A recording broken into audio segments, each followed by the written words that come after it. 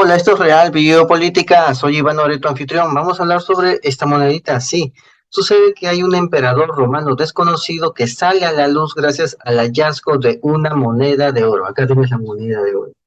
Gracias a esto se sabe de la existencia de otro emperador romano. Sabemos que hay bastantes emperadores romanos. Hay una línea de sucesión imperial, pero en las líneas de sucesión no aparece este emperador. Sin embargo, ya tiene su moneda. Y vamos a ver qué pasó aquí. ¿No? ¿Qué pasó? Este es oro, oro. En la nota hay algunos puntos que no menciona bien. Sí, algunos puntos que es necesario precisarlo. Por algo de mi cultura general, voy a complementar la nota que vino sobre este tema. Bueno, acá puedes ver una moneda de oro, objeto de la investigación. Está grabado con la inscripción IMP, ¿no? Acá estamos a verlo acá.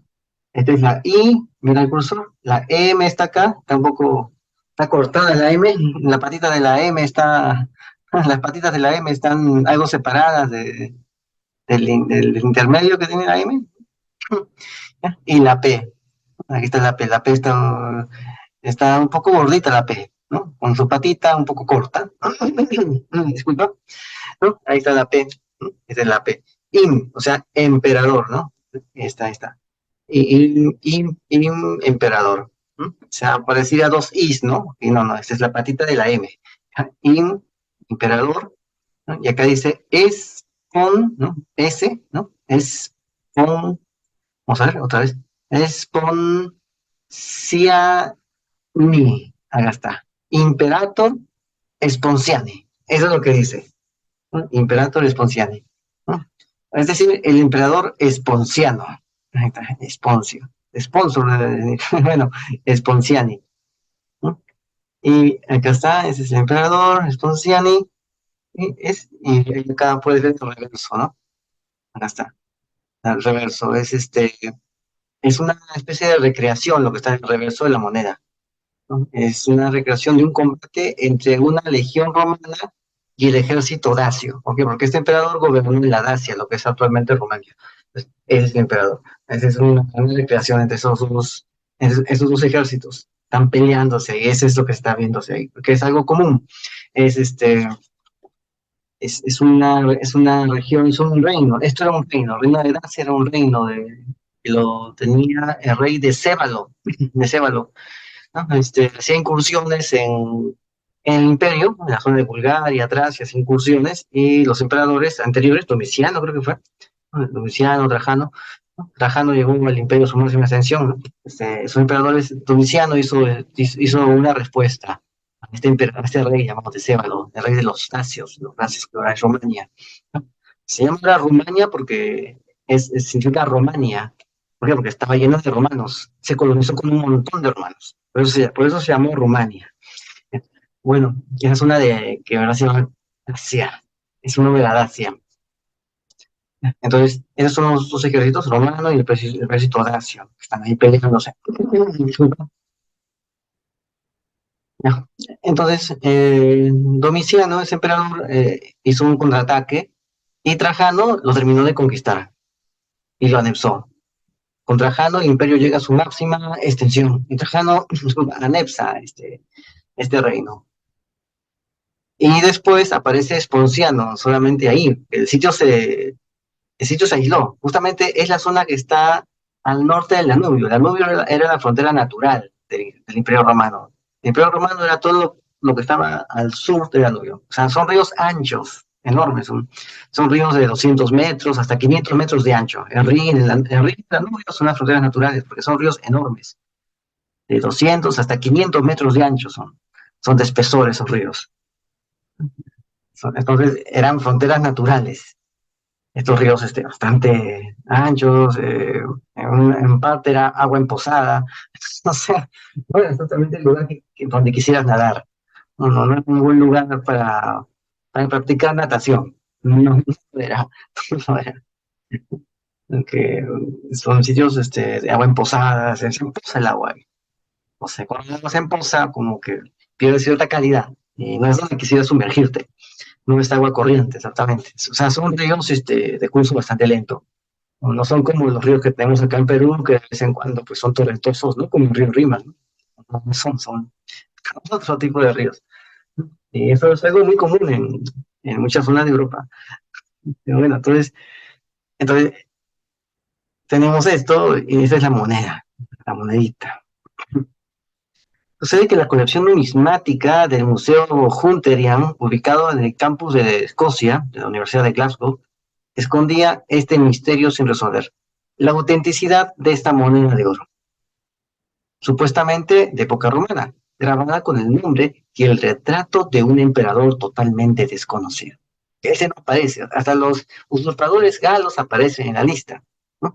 Parece que es, y mira, este emperador que no fue un usurpador, exactamente, no lo fue, no aparece en la lista. Y los que sí fueron usurpadores aparecen también en la lista, junto con los emperadores de las líneas oficiales, ¿no? Las líneas oficiales. O sea, las líneas oficiales son los que lograron ganar la batalla para coronarse emperadores. Esas son las líneas oficiales. Y aparte están los usurpadores, los que se levantaron con sus legiones en diversos lugares del imperio contra el poder del emperador oficial, ¿no? Quizás en unos puntos se levantaron para derribar al emperador oficial o para simplemente secesionarse del imperio. Lo que pasó con Aureliano, en la época de Aureliano. En la época de Aureliano, antes todavía de él, ya había una división del imperio. Una división informal del imperio por usurpadores, ¿no? Que no, había un imperio galo-romano en esa época, ¿no? Antes de este Esponciano, ¿no? Un imperio galo-romano, porque era un general que se aisló, no creo que se independizó en Galia, se nombró emperador y gobernó desde ahí. O sea, ya no quería entrar a Roma, ¿no? Por ahora no quería entrar a Roma, simplemente se quedó ahí. ¿Ya? Entonces, eso pasó. Pero este no hizo nada de eso, nunca, no fue un rebelde. Este emperador no fue un rebelde, ¿no? No fue un rebelde. Sin embargo, a pesar de que no fue un rebelde, no está en las listas y recién nos estamos enterando de que existe.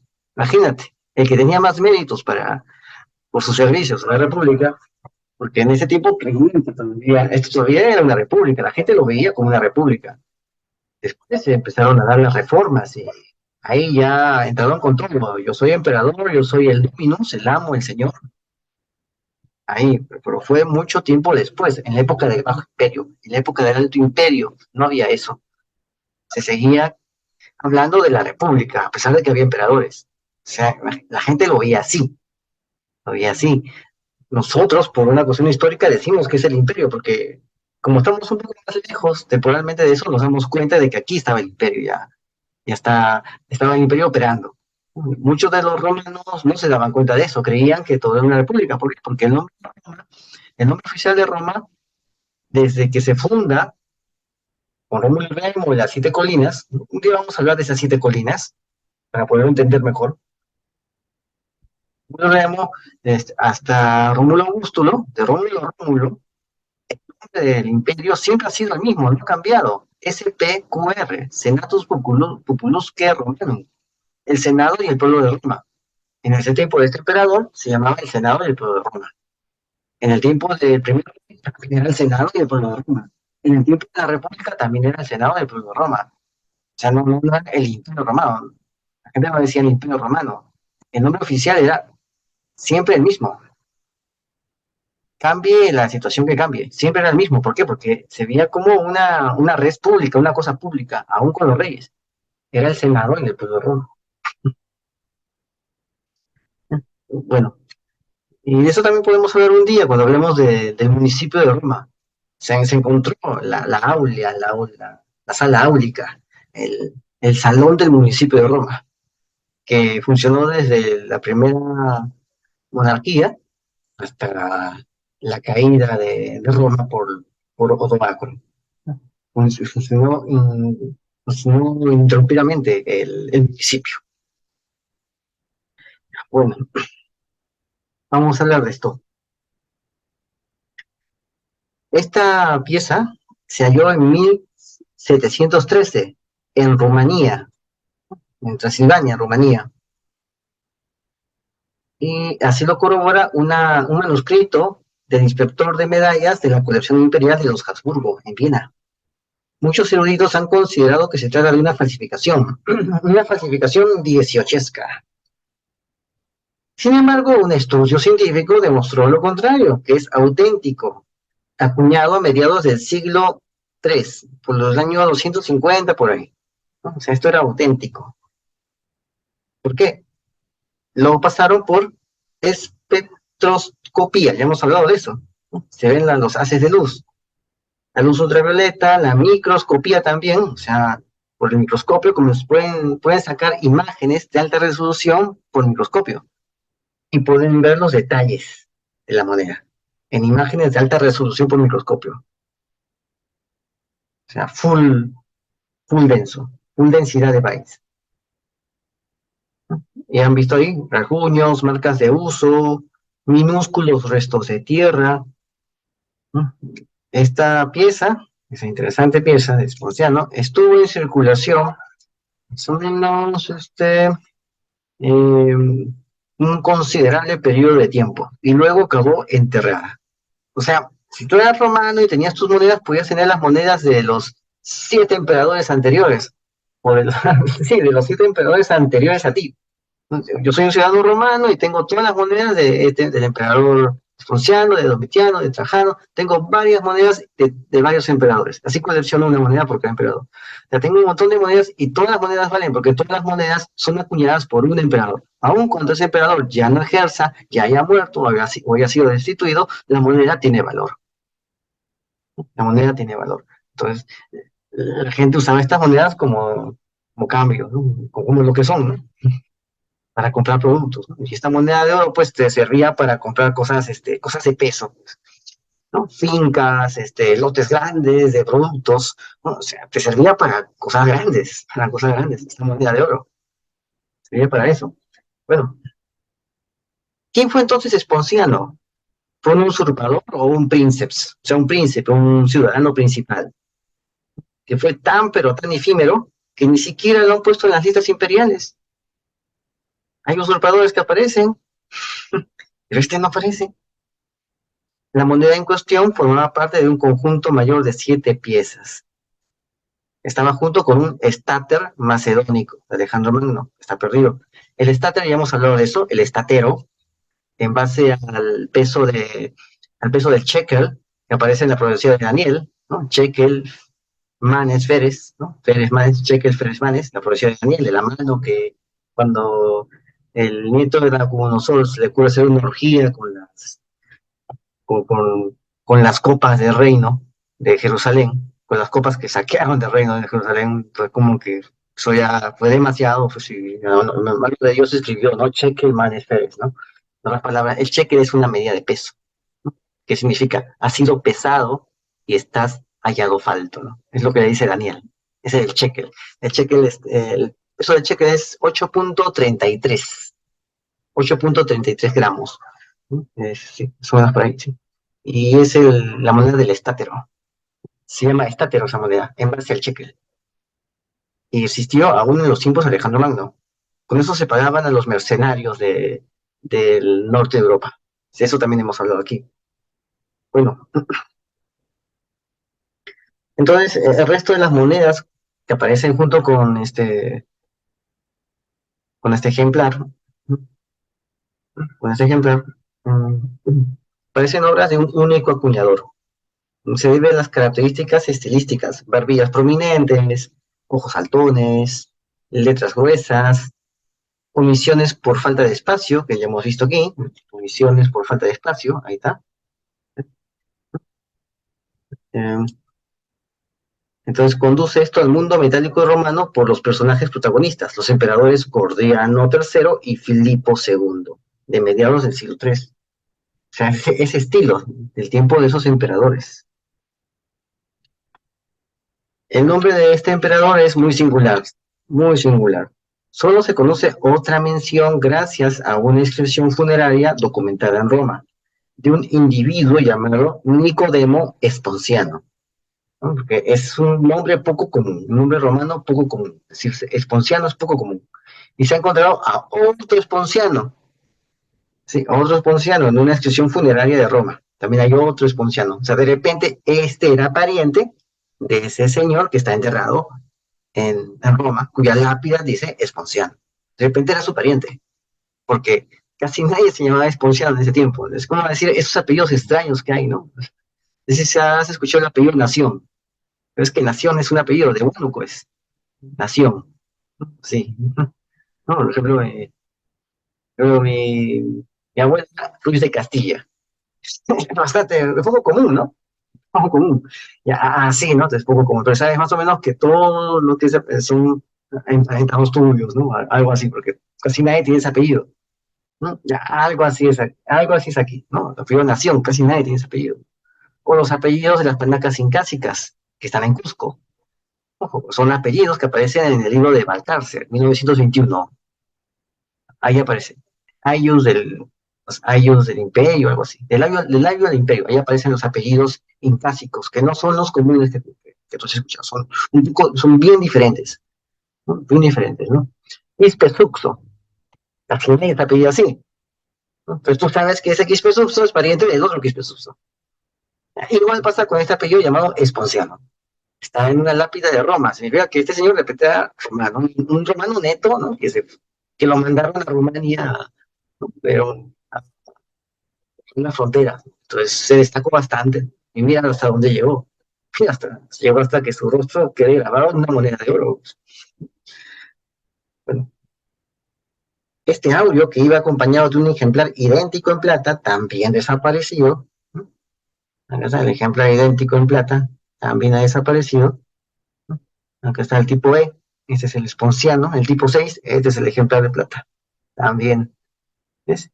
Y el otro es el ejemplar de oro, también aquí, ¿ves? Aquí tiene el 6, es el de oro, y el 5 es el de oro, el D5 es el de oro, y el 6 es el de plata.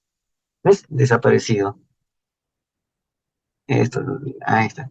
El que se ha encontrado es el de oro, el de plata se desapareció desgraciadamente. Este audio llama la atención por la imagen de reverso. Dos figuras con toga, una de ellas con un instrumento musical y en medio una columna de cuentas. Vamos a ver. Dos togados, uno con un instrumento musical. Pues no sé si lo alcanzan a ver. ¿No? En una de ellas, un instrumento, y en medio una columna de cuentas. Ahí está, una columna de cuentas. O sea, de piedritas una sobre otra, unidas por una especie de alambre o de cuerda interna. Ahí podemos ver la leyenda, ¿no? Vamos a verlo. Dice CABG. CABG. Augusto, ¿no? Ahí está. Vamos a ver, ahí está. Este es el de Gordianos, tenemos el de Gordianos acá, Gordianos, tenemos el de Esponciano, ¿no? Estas son las investigaciones que se han hecho, ¿ves? Ahí está. Bueno, se llama CABG. Vamos a verlo por acá. Acá está. Ahí, acá está. Ahí lo puedes ver. ABG. Casi ni se nota, ¿no? Ya, acá está. C, acá por acá debe decir la A. ABG. BG. Que podría hacer referencia a los títulos de César Augusto, ¿no? Casi ni se nota el César Augusto ahí, ¿no? César Augusto, ABG, ¿no? La A no la encuentro acá, pero bueno, ¿con dónde estará la? Aquí está la C, pero no se nota bien, mira, con el cursor se muestra la C, ¿no? La A debe estar por acá. Aquí está, aquí está. Está en el brazo de este muñequito, de este hombre que está acá. Casi ni se nota, ¿no? Acá está A, aquí estoy mostrando, ¿no? Aquí está la B, y a la B se nota más, B y G. Solo que por la maestría de la técnica, tuvieron que colocar la A en un sitio casi imperceptible para que pueda encajar con los altos relieves de los personajes. Pues C, A, B, G puede ser pues César Augusto, pero algunos dicen que no es César Augusto, pues a ver que aparece ahí como Imperator, ¿no? Imperator, y no te podías poner no podías poner tu que una moneda de oro, decir Imperator, porque te pasaban cosas malas por usurpador, ¿no? Pero algunos dicen que es una fórmula abreviada de Caius Minucius, un personaje republicano que acuñó un denario en este diseño en el año 135 antes de Cristo, pero demasiado antiguo, ¿no? Este es del año 250, 260 después de Cristo.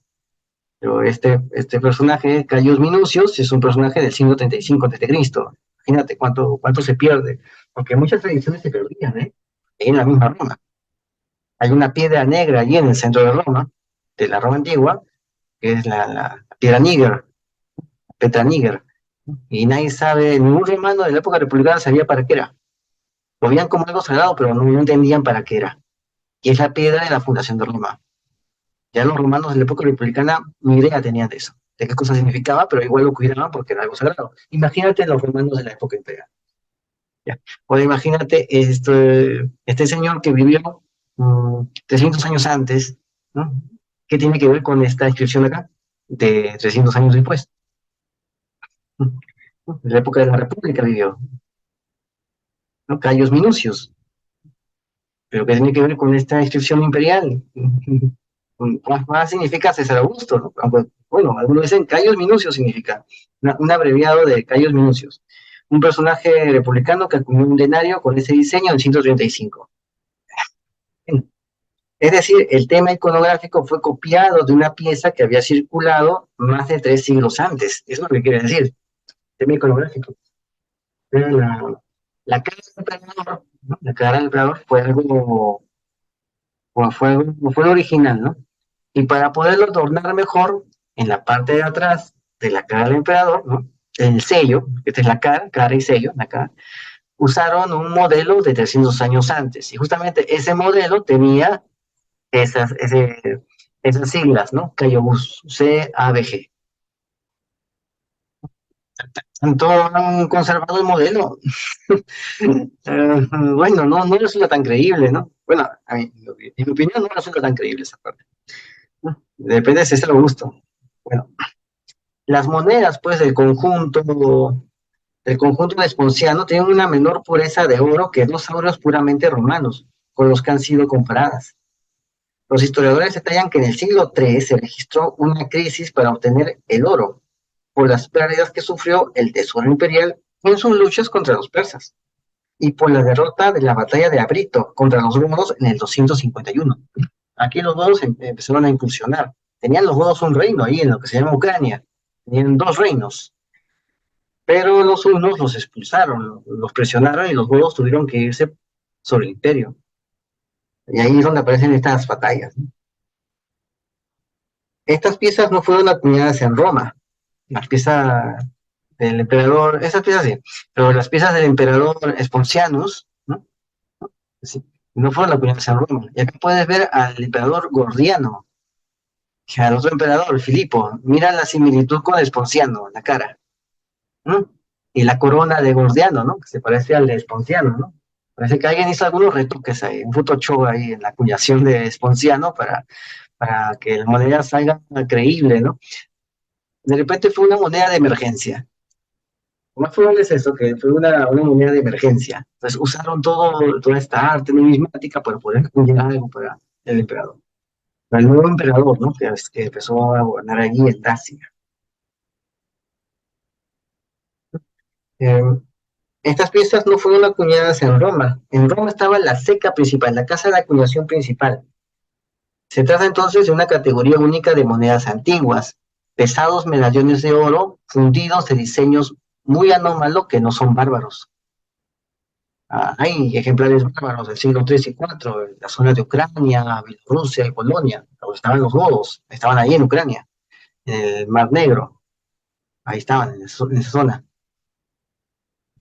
Bueno, pero eso no resuelve el enigma de Esponciano.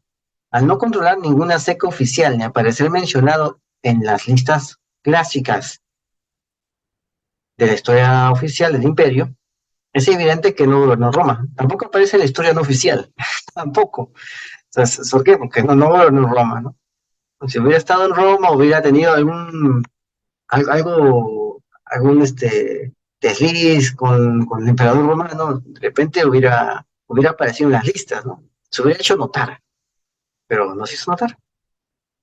La moneda fue hallada en el corazón de la provincia de Dacia, la única parte sustancial del imperio más allá del Danubio, y que había sido conquistada por Trajano. ¿Por qué? Por sus recursos minerales. La nota te dice por sus recursos minerales. Sucede que los Cárpatos están llenos de minas de oro. Es decir, en los Cárpatos de la Dacia, en Rumania, hay minas de oro que los emperadores usaban. Por eso conquistaron la Dacia. Trajano conquista la Dacia, esa zona que ahora es Rumania. Conquista la Dacia y obtiene un botín enorme de tesoros, de mucho oro también. ¿Por qué? Porque era lo que más abundaba en esa zona, porque había minas de oro. Por eso Trajano con ese oro hace obras públicas en Roma, con todo ese oro. Consigue hacer algunas mejoras en la ciudad para tener contentos a los ciudadanos de Roma. Porque ahí había bastante oro. Pues. A mediados del siglo III, la zona estaba cada vez más aislada y los legionarios hacían frente a las incursiones de los sármatas o los godos. Bueno, entonces Esponciano, pues, no sería exactamente un usurpador, ¿no? Sobre todo en época de Filipo. Filipo estuvo en el año 244 249, ¿no? Ya hemos visto lo de Filipos, de Filipo. La aparición entonces de Esponciano debió ser en el año 260 268, o sea, en la época del emperador Galieno, cuando Roma empieza a desintegrarse. En la época de Galieno, Roma empieza a desintegrarse. Asia quedó aislada del centro imperial alrededor del 260. Se independizó efectivamente bajo su propio régimen militar. O sea, no le quedó más remedio que independizarse. O sea, porque se cortaban las comunicaciones con Roma. Recuerda que el Danubio pues, es una frontera natural. Y Roma ya no tenía cómo llegar hasta allá, ante esa frontera natural. Bueno, entonces tuvieron que acuñar sus lingotes de metales preciosos usando diseños antiguos de la época republicana. Bueno, eso es lo que dicen, ¿no? Tuvieron que usar esos diseños. Posteriormente usó los nombres de los emperadores más recientes que habían logrado cierto éxito en la zona y finalmente piezas con el nombre de un comandante local. Ahí puedes ver, ¿no? Gordius, está. ABG, ahí está el ABG. Ahí, ¿no? Ahí está. Bueno, la provincia de Dacia fue abandonada hacia el año 271 con Aureliano como César, ¿no? Ya hemos hablado de Aureliano cuando hablamos de Palmira. Las fuentes no informan de que liderase o pusiese en marcha una campaña militar. O sea, Aureliano no hizo una campaña militar contra un régimen rebelde, tal como había ocurrido en la Galia. Por lo que lo más probable es que las autoridades regionales colaborasen con la evacuación. Quizás en ese momento un individuo acaudalado decidió ocultar bajo tierra las monedas de oro que poseía y por alguna razón desconocida y lamentable nunca pudo recuperarlas. No lo recuperaron hasta el año 1713, es decir, 1500 años después se recuperan esas monedas, se redescubren las monedas de oro romanas. 1500 años después estuvieron enterradas esas monedas ocultas por 1500 años sin ver la presencia humana. Milenio y medio. Así. Toda una cápsula de tiempo, ¿no? Toda una cápsula de tiempo. Esponciano pudo haber sido oficial al mando, o sea, un duque, un jefe de ejército, de las legiones 13 Gémina y 5 Macedónica, de Dacia. Y lideró pues un régimen secesionista en una ventana temporal entre el 260 y mediados del 270. En un momento en que la mayor parte del imperio se vio sacudido por guerras civiles y el colapso de las fronteras, y las comunicaciones con Roma eran imposibles. Su prioridad habría sido proteger la población y resistir la invasión de las tribus hostiles. No fue técnicamente un usurpador que desafió a la autoridad central de Roma, sino que su imperio puede considerarse una necesidad local. No había otra forma de defender ese lugar de los bárbaros. Así que lo que hizo Esponciano fue organizar a la gente, ¿no? Como quedaron aislados por ese río llamado Danubio, organizó a las personas y creó una entidad administrativa, ¿no? A la usanza romana, ¿no? Pudo recrear toda la administración romana para poder mantener unida esa comarca, mientras Roma, mientras Roma seguía ahí aislándose, seguía ahí en sus guerras civiles, que estás viendo acá, seguía ahí en todas esas guerras, ¿no? Ellos se aislaron ahí, ¿no? Esperando la ayuda romana. Y llega un punto en el cual pues, aparece Aureliano. En la parte verde es el imperio galo-romano. O sea, es un usurpador que se separó del imperio. Y en la parte amarilla que estás viendo acá es el reino de Palmira, del cual también hemos hablado aquí. Y la parte naranja es el Imperio Romano, que se mantiene unido bajo la dirección, bajo el mando directo de Roma. Lo demás, lo verde y lo amarillo, se separaron de Roma. Separaron de Roma. ¿Ves? Bueno, vamos a ver acá. Esta es la Dacia, donde estuvo Esponciano. ¿Ves acá? Ahí está, ¿ves? Esa es la Dacia. Ahí justamente están las minas de oro. En la parte norte de esa zona rojita, ¿sí? Esas son las columnas de oro. Las minas de oro están ahí. Pues ellos se separaron, prácticamente se vieron aislados. Entonces, Esponciano lo que hace es organizar el lugar. Bueno, no desafió a Roma, sino que organizó el lugar porque estaban aislados. Es lo mismo que pasó cuando cae el Imperio Romano de Occidente. Aparece lo que se llama el reino de Soissons, que en verdad no es otra cosa que la República Galo-Romana. Es una república galo-romana en Soissons, en Francia, ¿no? Aparece eso y debido a que los bárbaros habían conquistado todas las demás zonas entre la Galia e Italia, se quedaron aislados también y tuvieron que organizarse al modo romano. Se organizaron y al final, pues vamos a verlo en el tema del proyecto papal, que sea ese tiempo que se fue eso, vamos a ver cómo la iglesia colaboró para acabar con el reino romano y darle todo el poder a un gobernante bárbaro y darle todo en bandeja de plata. Y así acabaron con el gobernante galo-romano, con el último que quedaba del imperio romano. Auxiliados todos están por la iglesia, por el papado. O sea, también pasó lo mismo aquí. Fueron aislados la República Romana en Soissons, y se llamó el reino de Ciambro, no me acuerdo cómo se llamaba, ¿no? Reino de Ciambro. Bueno, el reino de Siagrio. Eso fue al final del imperio, Siagrio. Y también cuando el imperio cayó, también, el reino de Siagrio. También estaban aislados, ¿no? Solo que en este caso, Esponciano estaba aislado cuando Roma todavía existía. Y todavía tenía Roma podía tener un respiro para poderse establecer. Y eso es lo que pasó con Aureliano. Aureliano conquista Palmira, reconquista toda esta zona que le había quitado los de Palmira y acaba con el usurpador en las Galias, que se había también anexado a la parte de Bretaña. Entonces, aquí podemos ver, esta es la Dacia que te mostré. Ahí está el río Danubio, ahí está en la parte sur, abajo, ese es el río Danubio.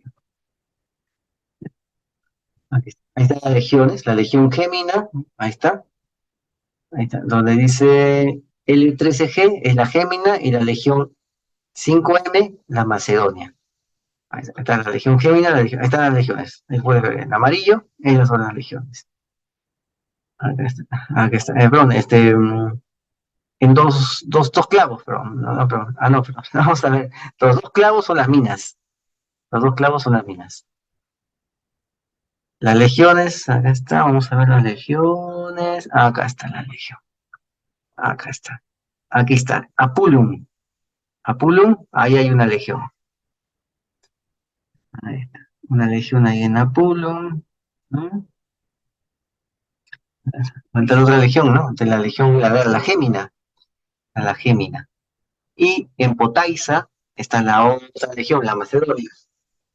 Pues, fíjate, lo estoy marcando con el cursor, están las dos legiones. Los yacimientos de oro y de plata están justamente en el amarillito, ¿verdad? Ahí está. El amarillito son los yacimientos de oro y de plata. Justamente esa es la parte estratégica, ¿no? Desgraciadamente tuvieron que dejarlo. Y otros vinieron y se agarraron el oro y la plata y tuvieron un poco más de recursos para irse contra el imperio. Ahí está, pasó. Y ahí ves a los oros, los héroes, estas son las vías principales, ahí están los yacimientos, ¿no? Estas zonas son los Cárpatos, Cárpatos, acá está. O sea, así fue como se organizó la Dacia, ¿no? Y como lo recibió Esponciano, y Esponciano tuvo que mantener esa organización para poder sobrevivir y poder aguantar el ataque de todos los que están acá, los costobocios, los bastardos, los sármatas que están acá, los carpos, ¿no? Otros dacios también que no habían sido conquistados. Tuvo que aguantar todo ese ataque, con esas dos legiones. Con dos legiones tuvo que aguantar casi una década en las minas, ¿no? Ahí está. Esa es la Dacia. Acá tienes también la Dacia, ¿no? Ahí tienes a Napum, Procilium, ahí está. Esta es la zona de Dacia, la Mesia, la Dacia. Esto es justamente la zona que gobernó Esponciano. Esponciano. ¿No? Ahí está Sirmio, también hemos hablado de Sirmio, las coimas que Sirmio le hizo al emperador, hemos hablado. Bueno, y eso sería todo. Recuerda, suscríbete, comenta y comparte, hazlo viral, entra en nuestras redes donde está lo que YouTube no quiere que escuches sobre el pinchazo cuando pones el hombro. ¿Ok? Acá está. Eso lo vas a encontrar aquí en Patey TV y en Odyssey. ¿Ya? Así que entra también a Telegram y a BitChute. Nos vemos. Suscríbete, comenta y comparte, hazlo viral. Y no te olvides, la verdad está a la vista. Saludos.